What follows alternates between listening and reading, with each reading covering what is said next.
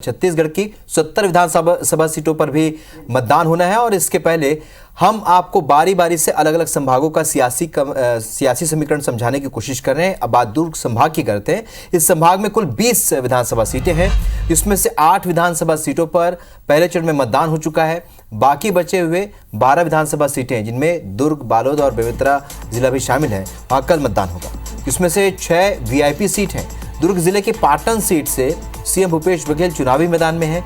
वहीं दुर्ग ग्रामीण से मंत्री ताम्रध्वज साहू, डोंडी लोहारा से मंत्री अनिला भेड़िया, साजा से मंत्री रविंद्र चौबे, नवागढ़ से मंत्री गुरु रुद्र कुमार और भिलाई नगर से पूर्व मंत्री प्रेम प्रकाश पांडे चुनावी मैदान में हैं। पिछले चुनाव यानी कि 2018 की बात करें तो इन 12 सीटों में से केवल एक सीट पर भाजपा काबिज हो पाई थी, बाकी सभी 11 पर कांग्रेस का कब्जा हो गया था। सिर्फ वैशाली नगर सीट पर बीजेपी के विद्यारतन भसीन विधायक चुने गए थे। तो आकाश राव हमारे सहयोगी और ज्यादा चर्चा के लिए इस वक्त हमारे साथ लाइव जुड़ रहे हैं। आकाश, जिस तरीके से हम देख पा रहे हैं, दुर्ग संभाग इस लिहाज से काफी मायने रखता है क्योंकि ज्यादातर मंत्री जो है दुर्ग संभाग से हैं। खुद मुख्यमंत्री भूपेश बघेल का विधानसभा क्षेत्र भी यहीं पर आता है। ऐसे में अगर हम देखें, क्योंकि 8 सीटों पर वोटिंग हो चुकी है, 12 सीटें ऐसी है जहां पर वोटिंग होनी है। फिलहाल इस बार क्या स्थिति नजर आ रही है, क्योंकि पिछले बार तो बहुत बेहतर प्रदर्शन यहाँ पर कांग्रेस ने किया और शायद यही वजह है कि यहाँ से मंत्री भी ज्यादा रहे। बिल्कुल, जिस तरह देख सकते हैं, दुर्ग संभाग एक वीवीआईपी जिला वीवीआईपी संभाग के नाम से जाना जाता है, जहां देखा जाता है लगभग 5 से अधिक मंत्री जो इस संभाग से आते हैं। और दुर्ग जिले की अगर बात करें, खासतौर पे दुर्ग जिले की अगर बात करें तो मुख्यमंत्री, गृह मंत्री समेत पीएचई मंत्री इस जिले से आते हैं। और जो दुर्ग संभाग है, जिसमें 20 विधानसभा में से जो 8 पर जो चुनाव हो चुके हैं, अगर बात करें तो राजनांदगांव का एक वीवीआईपी सीट माना जाता है, जिसमें डॉक्टर रमन सिंह चुनाव लड़ रहे थे।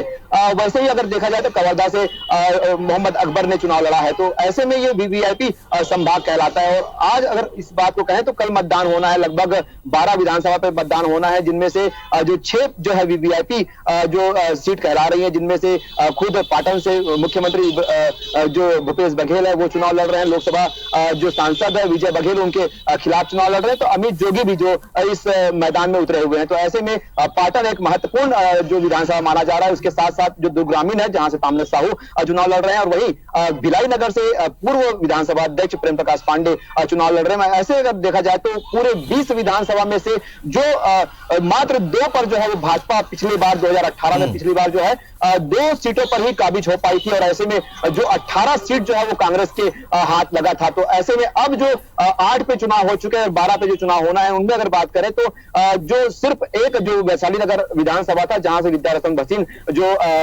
विधायक चुने गए थे, तो ऐसे में भाजपा के पास एक सीट थी। और आज की अगर वर्तमान में बात करें, काफी टक्कर देखा जा रहा है। अगर वैशाली नगर ही विधानसभा की बात करें, भाजपा का गढ़ कहलाता है। यहां से जो रिकेश सेन है वो भाजपा के प्रत्याशी, तो वहीं मुकेश चंद्राकर को कांग्रेस ने अपना प्रत्याशी बनाया है। और काफी अहम सीट मानी जा रही है, चूंकि जो निर्दलीय एक प्रत्याशी जो चुनाव लड़ रहे थे, लेकिन उन्होंने नाम वापस ले लिया और उनके समर्थन में, मुकेश चंद्राकर के समर्थन में वो चले गए। और वही बात करें पाटन विधानसभा की, तो मुख्यमंत्री भूपेश बघेल के साथ साथ विजय बघेल जो चुनावी ताल ठोक रहे हैं। और ऐसे में जो अमित जोगी है, उन्होंने भी काफी अपना जो प्रचार प्रसार किया और लगातार वहां दौरा कर रहे हैं। तो ऐसे में पाटन विधानसभा भी काफी टक्कर की सीट मानी जा रही है। हालांकि जिस तरीके से इस विधानसभा में, पाटन विधानसभा में जो काम हुए हैं, उसको लेकर के काफी जनता खुश है। और ऐसे में दिख रहा है कि कांग्रेस के पक्ष में माहौल जा रहा है। तो ऐसे में ये जो अब दुर्ग ग्रामीण अगर विधानसभा की बात करें, दुर्ग ग्रामीण विधानसभा में ताम्रध्वज साहू ने भी काफी प्रचार प्रसार किया। उनके खिलाफ में ललित चंद्राकर को मैदान में उतारा गया है। और ऐसे में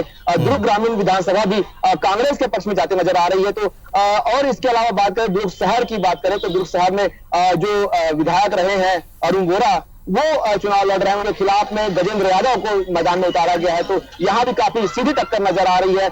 पाटन जो है वहां त्रिकोणीय संघर्ष है, लेकिन दुर्ग में जो है वो सीधी टक्कर आमने सामने मानी जा रही है।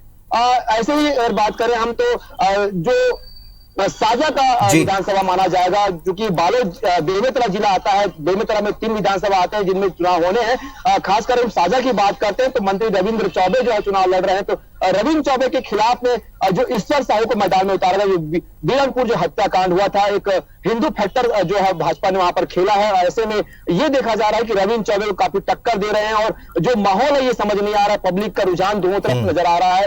और यहाँ क्लियर कट ये समझ नहीं आ रहा है कि कौन यहाँ पर से चुनाव जीतेगा। दोनों के बीच में काफी कसमकस की टक्कर है। और वहीं नवागढ़ की बात करें तो रुद्र गुरुमार जो है वो अहिवारा विधानसभा से छोड़ करके जो है नवागढ़ गए हैं। और ऐसे में वहां जो नवागढ़ का जो क्षेत्र है जहां दयालदास बघेल चुनाव लड़ रहे हैं, तो ऐसे में दोनों के बीच सीधा टक्कर देखी जा रही है। लेकिन बहुजन समाज पार्टी का भी यहाँ जनाधार होता है, लगभग 20,000 के आसपास मत जो है वो बहुजन समाज पार्टी को जाता है। तो ऐसे में त्रिकोणीय संघर्ष तो नहीं कहा जाएगा, लेकिन कुल मिलाकर के ये वहां जी आकाश, ओपी वाजपेयी जो है वो चुनाव लड़ रहे हैं। तो ऐसे में 3 जो प्रत्याशी मैदान में है, तो इस तरीके से ये काफी कसमकस वाली स्थिति है। और वहीं हम बात करें बालोद डिस्ट्रिक्ट की अगर बात करते हैं, तो जो डौंडी लोहारा विधानसभा है जहां से मंत्री अलीना भेड़िया चुनाव लड़ रही है, तो इस विधानसभा में काफी टक्कर नजर आ रही है। देवलाल ठाकुर को भाजपा ने अपना प्रत्याशी बनाया है, लेकिन सीधे तौर पर देखा जाए तो अलीना भेड़िया जो पक्ष में नजर आ रहा है माहौल। तो इस तरीके से कुल अगर बात करें तो कहीं ना कहीं अगर 12 विधानसभा की हम बात करते हैं तो 12 में काफी टक्कर की स्थिति है। साफ तौर पे नजर नहीं आ रहा है जिस तरीके से अहिवारा विधानसभा में साफ तौर पे नजर आ रहा है डोमन लाल कोरसे वाला जो बुजुर्ग प्रत्याशी के तौर पे नजर आ रहे हैं, जो पूर्व जो विधायक रह चुके हैं, और उनके सामने जो निर्मल कोसले को मैदान में उतारा गया है। तो दोनों में युवा, ठीक है, 12 सीटें हैं और 12 सीटों में कई सीटों पर टक्कर देखने को मिल रही है, साफ तौर पर नजर आ रहा है। और चूंकि हम पाटन की बात करें तो यहाँ पर खुद मुख्यमंत्री जो हैं भूपेश बघेल, वो पहले विजय बघेल से हार भी चुके हैं। ऐसे में यहाँ पर भी रोचक मुकाबला, क्योंकि जो माहौल है ये बताता है कि कहीं ना कहीं कई सीटों पर बहुत ही रोचक मुकाबला देखने को मिलेगा। बहुत बहुत शुक्रिया आकाश इस चर्चा के लिए।